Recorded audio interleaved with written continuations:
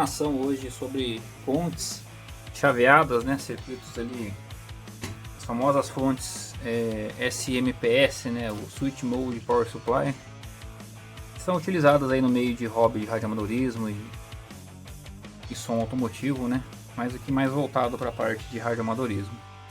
Tá bom? Então tem aqui dois modelos aqui da famosa marmitinha, né, fonte de baixo custo aí que o pessoal acaba adquirindo bastante. Aqui também é um modelo de uma marmita, apesar de estar num gabinete de uma JBPS, né? Aqui o circuito original da JBPS, né? Dessa fonte, ok? Uma fonte aqui eu estou utilizando uma da Lincoln, tá? Mas ela é bem parecida aí com o que a gente tem no mercado, hein?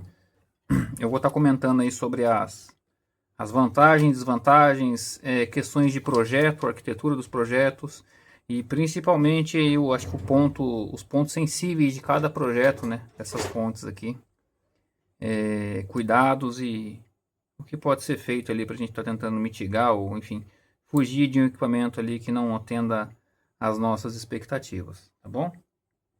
Lembrando que todas são fontes chaveadas, tá? E não, famoso ditado, né? Não existe almoço grátis. Todas essas fontes geram ruído para equipamentos, sejam de telecomunicação, seja de som, né? Todas essas fontes vão gerar ruídos. Tem aqui que gera um pouco mais, tem aqui que gera um pouco menos.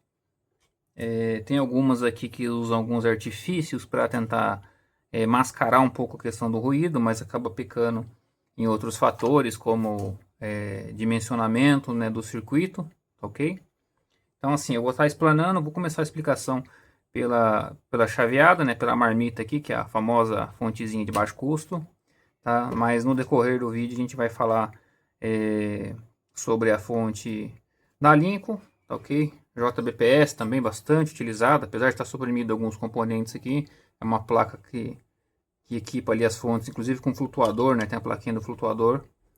É uma fonte que assim, tem um projeto já destinado a telecomunicações, trabalha numa faixa de frequência que eu gosto bastante.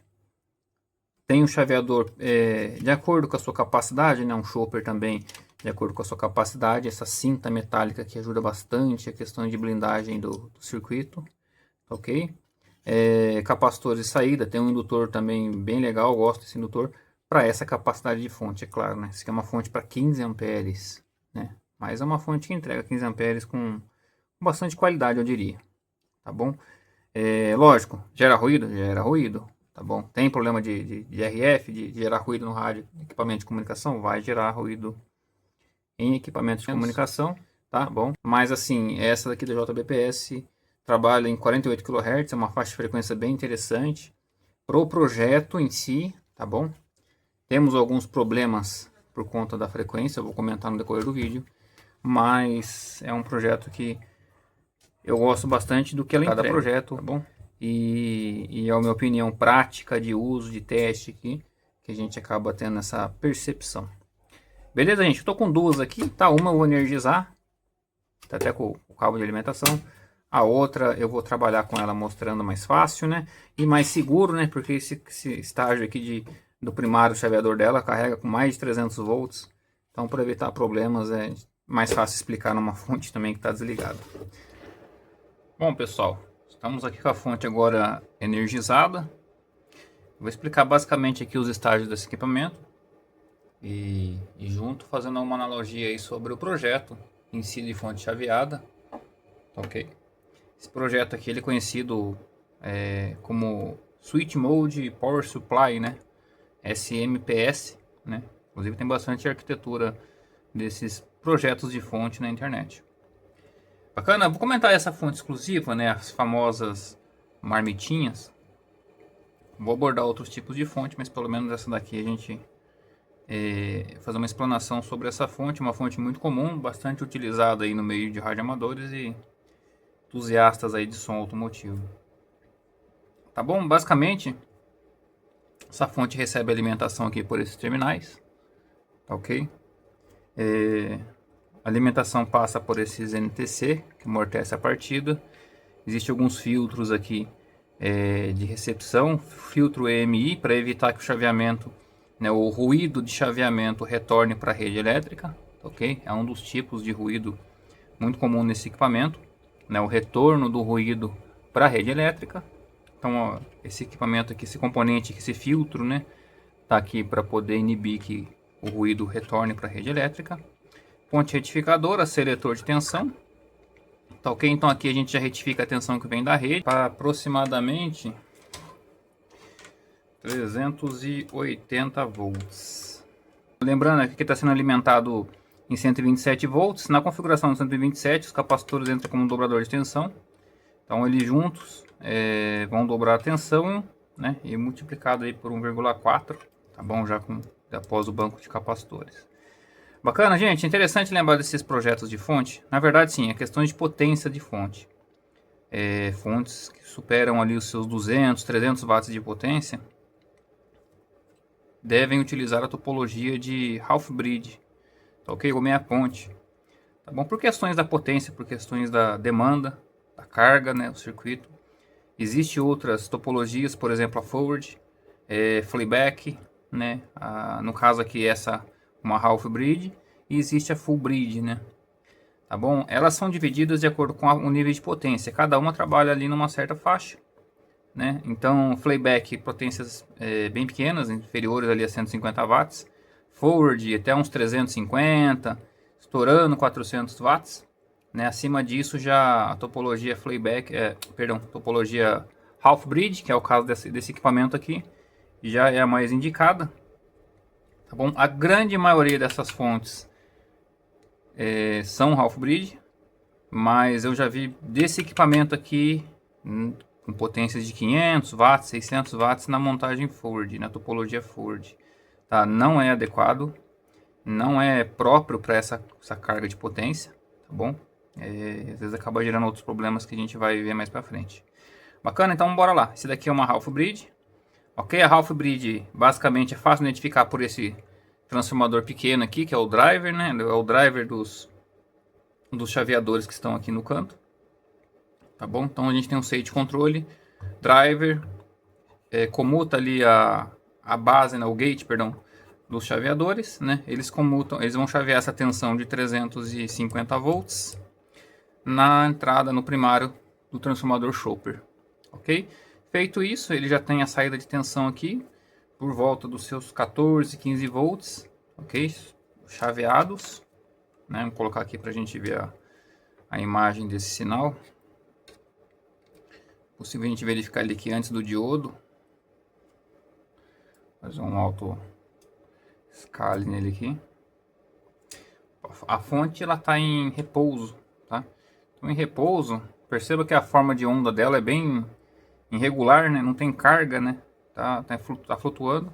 É bem difícil enxergar a forma de onda. Eu vou aplicar uma carga aqui de 2 amperes nela, só para ela regular. Ó, regulou a onda quadrada.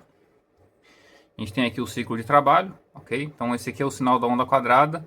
Já é o sinal de saída, né? Tá aqui por volta aqui, ó, 14, 15 volts, tá bom? Marcando aqui a tensão dessa senoide. Então isso já é o que está sendo chaveado no secundário do chopper, tá bom? No primário a gente tem uma tensão, esse sinal, porém com uma tensão bem superior. Consegui capturar aqui. Detalhe, isso aqui é a arquitetura half bridge, tá ok? Então um transistor chaveia para cima, um transistor chaveia para baixo, um transistor chaveando para cima, um transistor chaveando para baixo. Esse é o sinal dos dois transistores sendo chaveados, ok? Então semiciclo positivo é um dos transistores chaveando a tensão positiva, ok? O semiciclo positivo, o semiciclo negativo é o outro transistor chaveando o semiciclo negativo, tá bom? Esses intervalos aqui, ó, que não tem chaveamento, é o famoso dead time, o tempo morto. Tá? Lembrando, essa fonte ela não pode, half bridge não pode chavear, não pode comutar os dois transistores ao mesmo tempo. Diferente aí da arquitetura aí da forward, né? A forward trabalha com um transistor, 2 transistores em paralelo. Na half bridge é um de cada vez, tá? E detalhe, não pode entrar os dois juntos. Se entrar os dois juntos, adeus chaveadores, né? Eles queimam. Né? Geralmente explode, entra um curto-circuito de 350 volts, né? Tá bom? Então esse daqui é o sinal de entrada sendo chaveado com 336 volts mais ou menos, tá? Dado bastante importante, 28.2 kHz. Essa é a frequência de chaveamento dessa fonte, tá? Mais para frente eu vou falar sobre frequências de chaveamento, questões de eficiência. Esse valor aqui é muito importante para a gente identificar a qualidade da fonte, a capacidade da fonte, até onde ela vai conseguir nos atender conforme esperado. Bacana? Então o sinal sai daqui do chopper, passa aqui pelos dois diodos de chaveamento rápido, ok? Passou pelos diodos de chaveamento rápido, vem no indutor de saída, ok? Junto com os capacitores, e tem a tensão retificada aqui na saída, os 13.8 volts, tá? Vou pôr ela para rodar. Gente, isso estou com uma carga de 2 amperes, tá? É só para colocar uma carga mínima na fonte, a ideia por enquanto não é ver carga, tá? Então, esse é o sinal de saída da fonte chaveada, tá? Eu fiz até um vídeo há uns tempo atrás comentando sobre a fonte linear, tá bom? As vantagens e desvantagens, uma delas é Ripple, né? Quando a gente fala de fonte de alimentação, né, Ripple já é algo esperado quando se está falando de fonte linear. E no caso de fonte chaveada é o Ripple barra ruído, né? A gente trabalha os dois juntos. Lembrando que a fonte chaveada, por características do projeto, é uma fonte inesgotável de ruídos. Ela é muito eficiente, tem uma eficiência muito superior em relação às fontes lineares. Porém, infelizmente, ela tem esse custo, né? Ela gera bastante ruído, ok? Existe o ruído que retorna para a rede, existe o ruído de chaveamento, existe o ruído que vaza na alimentação para o equipamento e existe o ruído que é irradiado, ok? Esse ruído irradiado é um dos maiores problemas. E olha que interessante, eu estou aqui no negativo e no positivo, medindo aqui no osciloscópio, certo? A gente tem um sinal. Agora eu vou ligar aqui na carcaça e no positivo. Olha o tamanho do ruído em relação à carcaça. Por que isso é importante a gente saber? Tá vendo o formato de onda aqui? Vazando. A carcaça desses equipamentos não está no mesmo potencial do que o terra de saída, né? O ground. Ok? Na verdade, quando a gente fala de fonte chaveada, nós temos dois níveis de terra, né? A gente tem o terra quente, o terra de alta tensão, ok? Que é o negativo da saída da ponte, é o negativo que está em contato com os capacitores, o negativo que está em contato com um dos chaveadores, ok? E vai até a entrada, até o primário do transformador chopper. Esse ele é conhecido como terra quente. Do chopper para frente, o circuito existe um segundo terra, eles não são interconectados, tá bom? Nem podem ser. Então nós temos o segundo terra de saída, tá bom? Esse segundo terra, ele sim é o que vai conectado com o equipamento.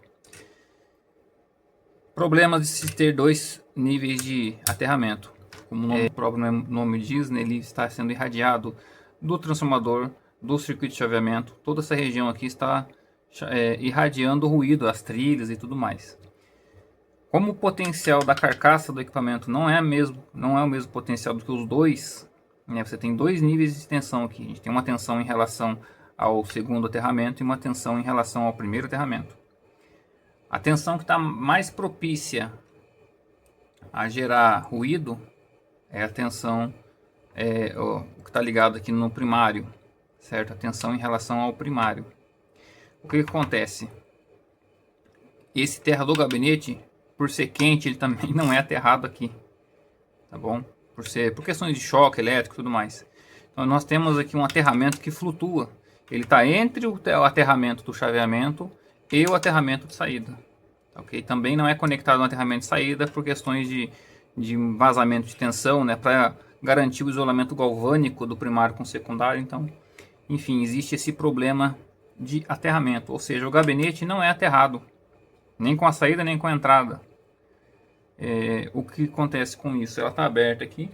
Mas quando ela está tampada, teoricamente era para gerar uma gaiola de Faraday, né? Para blindar o ruído dela. Por conta dessas características do aterramento não ser de acordo com nenhum terra, né? É um aterramento que flutua. Na verdade, ele está conectado com o aterramento aqui, ó, da linha da rede elétrica, né? Que seria o o cabo da rede elétrica. Mas no meu caso aqui, até na minha instalação, a gente está desligado, ele está flutuando, né? É um terra que não está conectado com ninguém.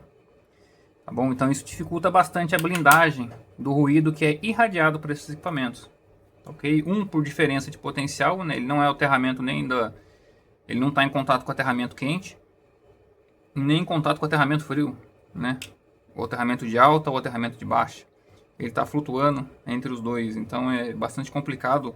Isso torna ela ineficiente na questão da blindagem de sinal do que está sendo irradiado, tá bom? Gente, falando sobre essa fonte, por que eu estou falando bastante sobre ela? Comentei sobre as topologias, que é uma fonte bastante utilizada no meio de radioamadorismo e parte de som automotivo. É uma fonte muito utilizada, tem um custo baixíssimo e assim, por questões de mercado e custo, é uma fonte que está bem presente aí, bastante QTH.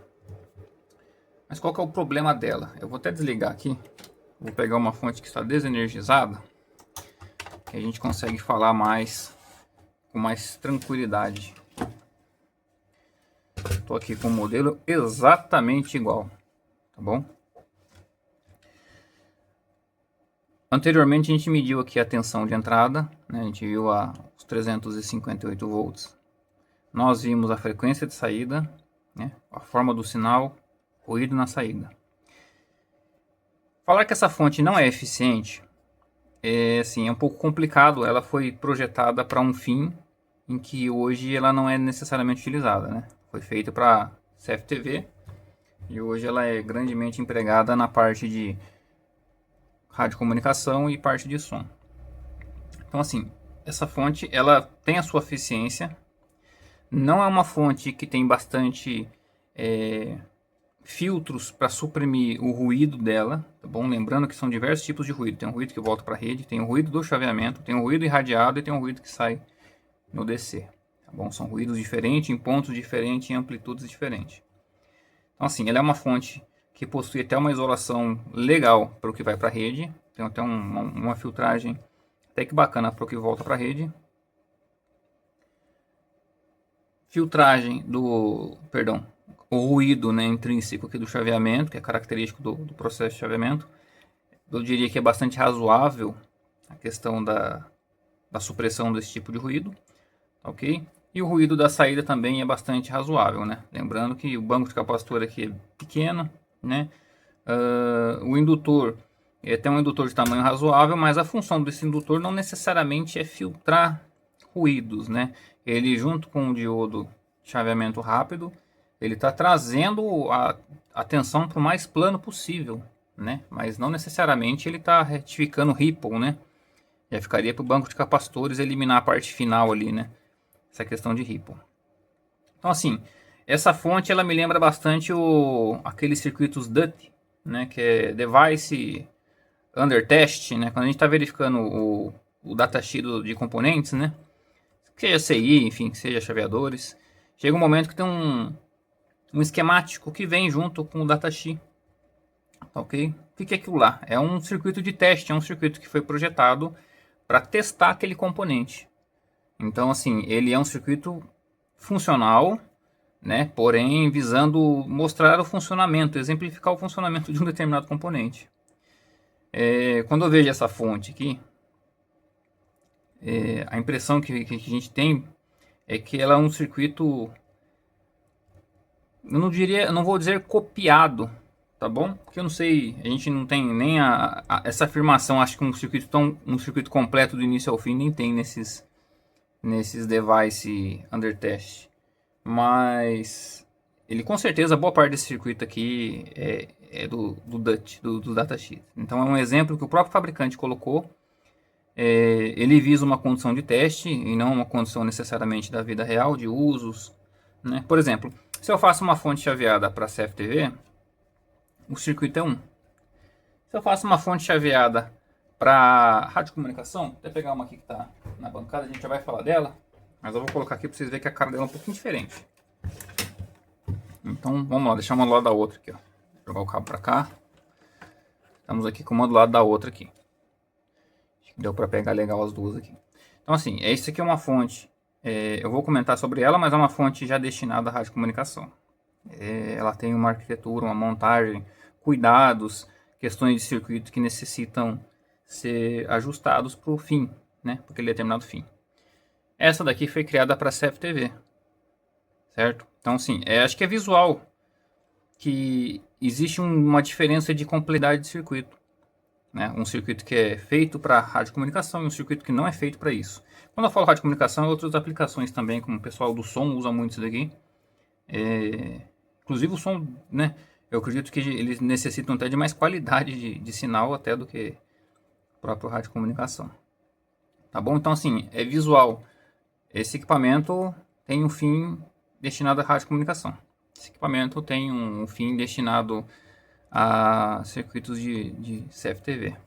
Então, assim, a aplicação do circuito, o projeto final, a montagem final, tem que levar em consideração a aplicação do próprio circuito.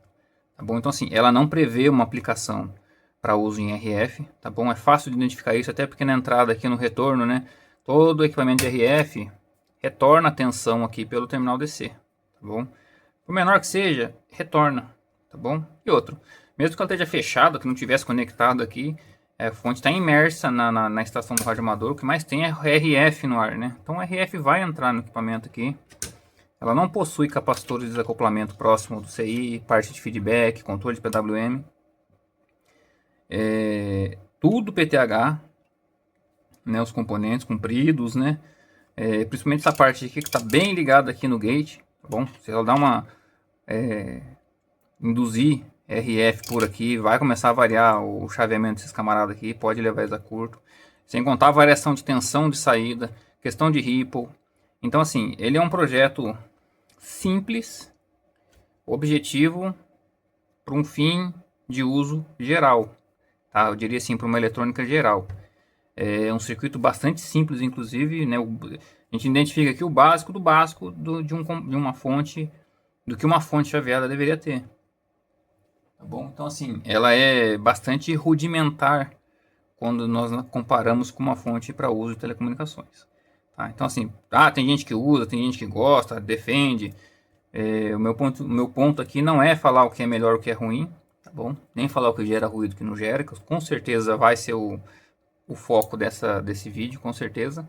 O pessoal vai falar, mas eu uso essa fonte e não dá ruído. Bom, eu não estou na sua estação, né? Eu estou na minha bancada aqui, com os testes que eu posso fazer, que está no meu alcance. E aqui ela gera ruído, tá bom? Essa fonte gera ruído, inclusive para VHF. Eu usava essas fontes, se analisar, elas estão com poeira aqui, ó. É a fonte que eu estava utilizando, tá? Depois eu abandonei. Por quê? Isso aqui gera ruído, estava gerando ruído numa repetidora de VHF, tá bom? Então, assim, o ruído dela vai muito mais além do que necessariamente rádio HF, tá? Outra consideração, ela usa um trafo Chopper E42, tá bom? O que acontece? Por que a fonte chaveada tem um transformador pequeno e a fonte linear tem um transformador enorme? Quer ver? Essa fonte aqui é para 50 amperes, certo? Esse é o tamanho do transformador. Tá certo que eu tenho algumas ressalvas em relação a esse tamanho. Esse é um transformador toroidal, tá bom? Inclusive o transformador que aqui nós utilizamos aqui na Malta Telecom para montagem das nossas fontes, tá bom? Mas enfim, o foco não é falar das fontes lineares. Só estou comparando, né? Por que um transformador é grande e o outro é pequeno, né? Tamanho desse cara aqui, tamanho dele aqui. Basicamente o funcionamento deles são muito similares. Eles executam a mesma função dentro do circuito. O que é? Receber uma tensão no primário, uma tensão muito mais alta do que a tensão de saída no primário, reduzir a tensão e entregar uma tensão mais baixa no secundário, tá bom? Os dois executam exatamente a mesma função nesse sentido. Qual que é a diferença? Por que um é enorme, pesado, o outro é pequenininho? Simples, o tamanho do transformador está diretamente ligado à frequência que ele trabalha. Então, esse transformador ele recebe a tensão direto da rede elétrica, então ele é um transformador de 60 Hz, certo? 60 Hz para gerar 50 amperes tem que ser desse tamanho, certo? Grande, pesado. Um transformador conectado a uma frequência bem mais alta, nós conseguimos diminuir o tamanho do transformador, mantendo a mesma eficiência, tá bom? Então, por que o transformador da fonte chaveada é bem menor? Porque como ele trabalha com uma frequência muito mais alta, ele consegue diminuir o tamanho. Então, o tamanho é proporcional à frequência de trabalho. Por que eu estou falando isso? Eu fiz o teste, né? Mais no início do vídeo estava lá. Ela estava chaveando, eu medi aqui no osciloscópio em 28 kHz. Então assim, gente, 28 kHz necessita de um tamanho de transformador. Se eu aumentar essa frequência, o transformador diminui. Eu consigo diminuir o tamanho do transformador, tá? Essas questões também, quando entra em cálculo de projeto e tudo mais, o tamanho do transformador, a gente leva em consideração a tensão de trabalho, a corrente de saída, a questão da saturação do núcleo, o ciclo de trabalho, enfim, o Duty Cycle, né? O ciclo de trabalho dos chaveadores, enfim, uma porção de coisas. E o que me chama bastante atenção nesse circuito de fonte? Até vai ter gente que vai falar que essa fonte não gera ruído no rádio. Por quê? Essas fontes elas estão chaveando em 28 kHz.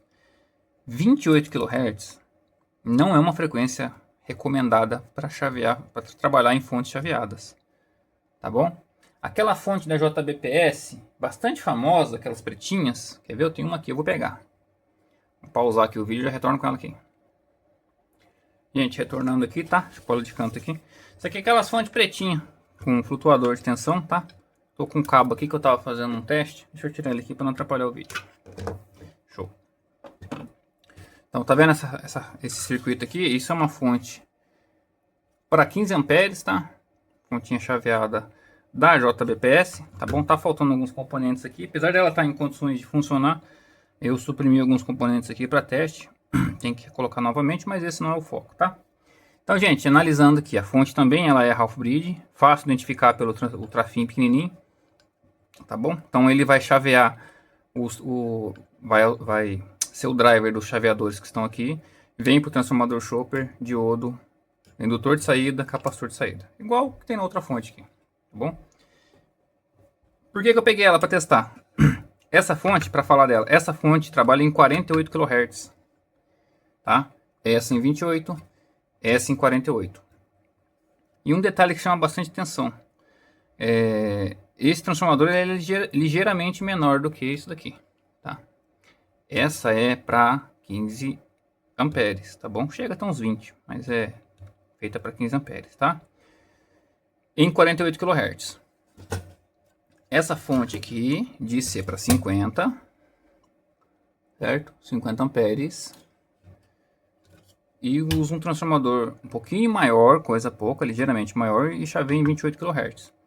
28 kHz para 50 amperes, esse transformador aqui tinha que ser bem maior, tá bom? Ele é um E42, tem a ver com as dimensões dele aqui, ó. É recomendado que fosse no mínimo um E55, que ele é pelo menos isso daqui, ó, tá? Por conta da frequência. Se ele estivesse trabalhando em 48 kHz, que nem essa fonte aqui, ó. Se essa fonte trabalhasse em 48 kHz igual essa fonte trabalha, esse transformador estava excelente por tamanho. Ele conseguiria trabalhar com 50 amperes se tivesse em 48 kHz, como a maioria das fontes trabalham. Então assim, para a frequência de trabalho, ele é um transformador pequeno, tá? Esse transformador não é próprio para 50 amperes quando trabalhado com uma frequência baixa, ok? 28 kHz aqui no caso. O que vai acontecer? Quando você começar a consumir aqui, esse transformador aqui, o chaveador vai começar a aumentar o ciclo de trabalho, né, o Duty Cycle. Com isso ele vai começar a ficar mais tempo ligado, a entrada, o primário ligado. Isso vai gerar uma coisa chamada saturação do núcleo. Chega uma hora que ele vai saturar o núcleo vai perder eficiência, vai aumentar demais o ruído, que ele começa a distorcer o sinal, a transferência magnética fica no limite. Então, desse ponto para frente, ele começa a distorcer todo o sinal que está no secundário. Então, assim, já é um sinal bastante ruidoso por características intrínsecas da fonte chaveada, né? Quando você começa a colocar carga, por questões da frequência que ele trabalha, ele começa a gerar ruídos quando o núcleo satura, tá? Aí você pergunta, mas por que que eles não trabalham com 48 kHz também, igual esses camaradas aqui trabalham? Por quê? A questão do ruído não é tão simples assim. Famoso não existe almoço grátis, né? Se fosse simples, tava bem fácil. Quando a gente trabalha com uma frequência mais baixa, lembrando que ele chaveia com uma onda quadrada é rica em harmônico, né? E os harmônicos são ímpares, múltiplos ímpares no caso de uma onda quadrada. Quando nós trabalhamos com uma frequência, ele trabalha com uma onda quadrada, se você aumentar a frequência desse camarada aqui, os múltiplos de onda começam, eles aumentam, digamos assim, elas se aproximam mais do espectro de HF. Ele começa a ter múltiplos mais para cima, ok? Ele começa a levar o múltiplo com uma amplitude grande, uma amplitude alta, em frequências mais elevadas. Por quê? É simples, você está pegando 48 vezes 3, já vai dar ali mais de 100 kHz. 48 vezes 5 e assim por diante.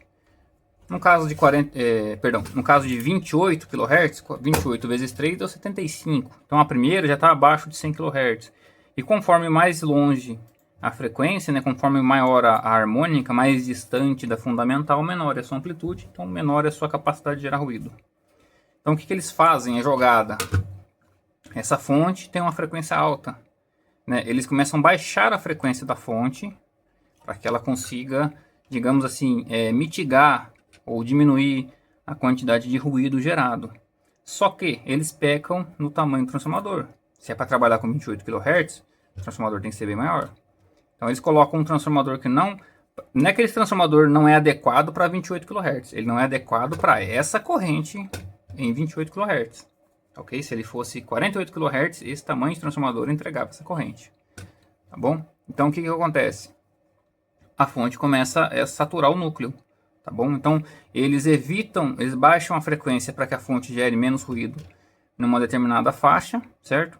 Porém, quando você coloca carga, o transformador satura, isso aqui vira um poço de ruído quando está com uma carga ali razoável, tá bom? Eu diria ali seus 20 e poucos amperes, ele já começa a dar sinais de saturação. Tá? Então assim, não existe almoço grátis. Esse aqui é um circuito bastante rudimentar, simples demais, não adequado para uso de RF, tá bom?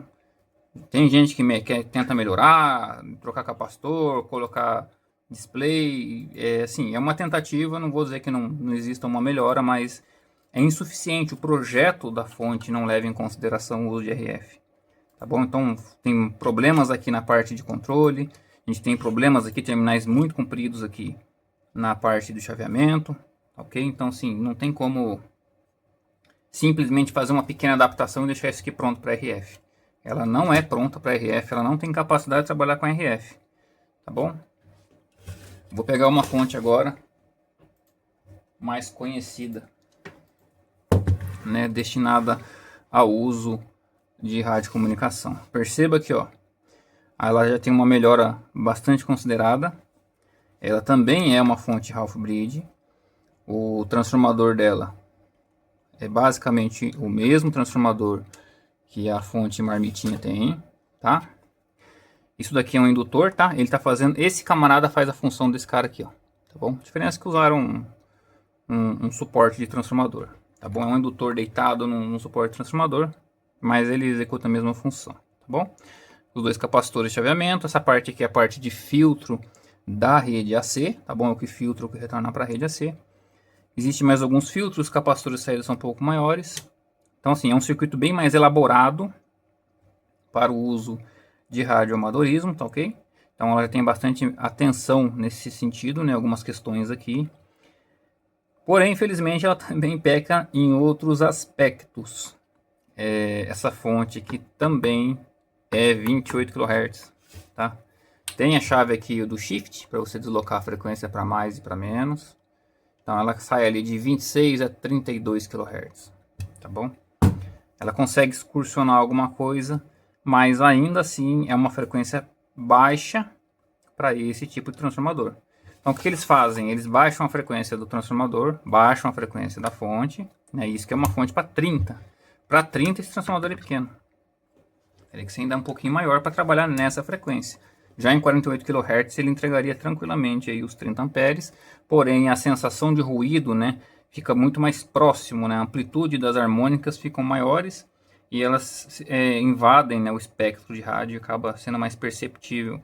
Então, às vezes o pessoal liga equipamento com essa fonte e fala, não está gerando ruído, né, não está gerando ruído em standby. Quando você começa a colocar uma carga, o transformador já tende a saturar, já distorce, vira uma bagunça o sinal desse negócio aqui. Tá bom? Eu vou fazer um teste aqui. Vou gerar uma carga nessa fonte e a gente já retorna. Vou mostrar para vocês essa daqui você escuta, é possível escutar o transformador chiando, né? Aquele famoso chiado de chaveamento, quando ele entra em saturação, que ele começa a chiar, é perceptível, até audível, né? Não precisa nem medir, não precisa nem de equipamento. Quando você coloca uma carga superior, o transformador ele aumenta o chiado, né? É perceptível que o núcleo entrou em saturação e já não consegue mais atender as demandas. Um pouquinho além que você coloca, ela já entra em proteção. Tá bom? Porque, novamente, não é uma fonte preparada, apesar de ter melhoras significativas no circuito, não é uma fonte, não é uma frequência adequada para ser utilizada como fonte chaveada. Tá bom? Uma outra observação importante também é o circuito de controle, tá? Essa camarada aqui usa o KA7500, tá bom? KA7500. Esse aqui usa o famoso TL494. Apesar desse CI ser um CI extremamente famoso, é o mesmo CI que usa na JBPS, apesar de estar faltando, é o mesmo CI que usa aqui. É um CI bastante conceituado, um CI que funciona muito bem, porém é um CI já antigo. Existem algumas limitações de arquitetura do próprio CI, né? Nós já temos CIs mais modernos, ok? Se eu não me engano, o SG2535 é um CI bastante moderno, inclusive existe algumas questões de proteção de dirty cycle, ele evita de deixar o ciclo, de que o ciclo de chaveamento supere os 45%. Ele é bem mais preciso, oscilador interno mais preciso e tudo mais, né? Um dead time mais controlado, que é aquele tempo morto de chaveamento, tá? Levando em conta que se os dois chaveadores entrarem em chaveamento ao mesmo tempo, tchau chaveadores, tá? Eles explodem, tá bom? Eles queimam, eles não pode haver um chaveamento mútuo entre os dois chaveadores. Cada hora entra um chaveador, um fazendo um semiciclo positivo e o outro fazendo o semiciclo negativo. Tá bom, gente? Eu vou parar o vídeo rapidinho e volto com essa fonte trabalhando aqui para a gente verificar as questões do transformador, inclusive a saturação, que nem eu havia comentado. Bacana, pessoal, retorno aqui com a fonte, ok? Já energizada. Realizei aqui a alimentação dela, liguei o equipamento, tá? Eu tô com uma carga eletrônica aqui, eu vou drenar uma corrente. Não sei se é possível ouvir, tá? Ou não, né? Porque não tem ruído, ela está em standby, então não tem ruído nenhum. Com certeza não vai ser possível ouvir. Vou colocar uma corrente aqui de 25 amperes. Eu vou dar o enter aqui, ó. Drenando 25 amperes. Espera aí. Eu acabei de ligar. Geralmente quando acaba de ligar ela funciona melhor. Quando tem o aquecimento do trafo ele já começa a mostrar sinais de saturação. Ó, não sei se vai dar para ouvir.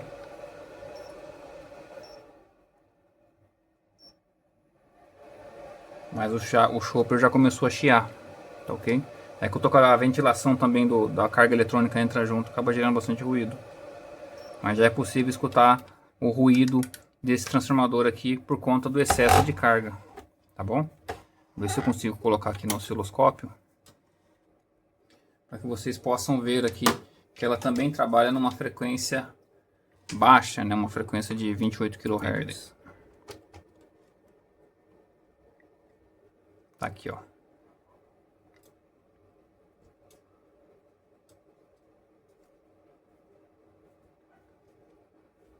Tá aqui o sinal de chaveamento, tá ok? Tá aqui, ó, 27.5 kHz. Se vier aqui na chave aqui e girar, nós conseguimos excursionar, ó, 26, 25, 24, aumentando aqui, 32 kHz, ok? Então dá para excursionar aqui entre 24 e 32. A posição central dele aqui 27,5, 28 kHz, tá? Então essa é a frequência que essa fonte trabalha também.